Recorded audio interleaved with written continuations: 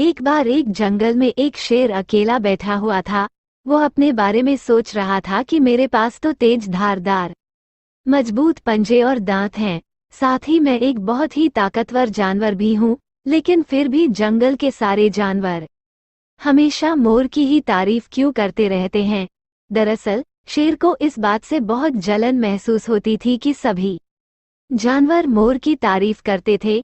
जंगल के सभी जानवर कहते थे कि मोर जब भी अपने पंख फैलाकर नाचता है तो वह बहुत सुंदर लगता है। यही सब सोचकर शेर बहुत दुखी हो रहा, सोच रहा था कि इतना ताकतवर होने और जंगल का राजा होने पर भी कोई उसकी तारीफ नहीं करता है। ऐसे में उसके इस जीवन का क्या मतलब है। तभी वहां से एक हाथी जा रहा था।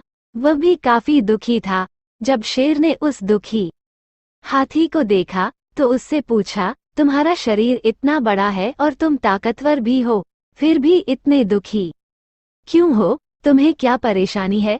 दुखी हाथी को देखकर शेर ने सोचा कि क्यों न मैं इस हाथी के साथ अपना दुख बांट लूं। उसने आगे कहते हुए हाथी से पूछा कि क्या इस जंगल में ऐसा कोई जानवर है जिससे तुम्हें जलन होती हो और वह तुम्हें हानि पहुंचाता हो? शेर की बात सुनकर हाथी ने कहा, जंगल का सबसे छोटा जानवर भी मुझ जैसे बड़े जानवर को परेशान कर सकता है। शेर ने पूछा, वो कौन सा छोटा जानवर है? हाथी ने कहा, महाराज, वो जानवर चींटी है। वो इस जंगल में सबसे छोटी है, लेकिन जब भी वो मेरे कान में घुसती है तो मैं दर्द के मारे पागल हो जाता हूँ।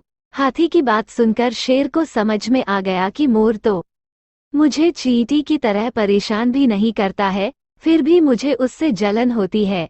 ईश्वर ने सभी प्राणियों को अलग अलग खामियां और खूबियां दी हैं। इसी वजह से सारे प्राणी एक जैसे ही ताकतवर या कमजोर नहीं हो सकते हैं। इस तरह शेर को ये समझ में आ गया कि उस जैसे ताकतवर जानवर में भी खूबियों के साथ कमियां हो सकती है। इससे शेर के मन में उसका खोया हुआ आत्मविश्वास फिर से बढ़ गया और उसने मोर से जलन करना बंद कर दिया। कहानी से सीख, हमें कभी भी किसी की खूबी देखकर उससे नहीं जलना चाहिए, क्योंकि हम सभी में अलग अलग खूबियां और खामियां होती है।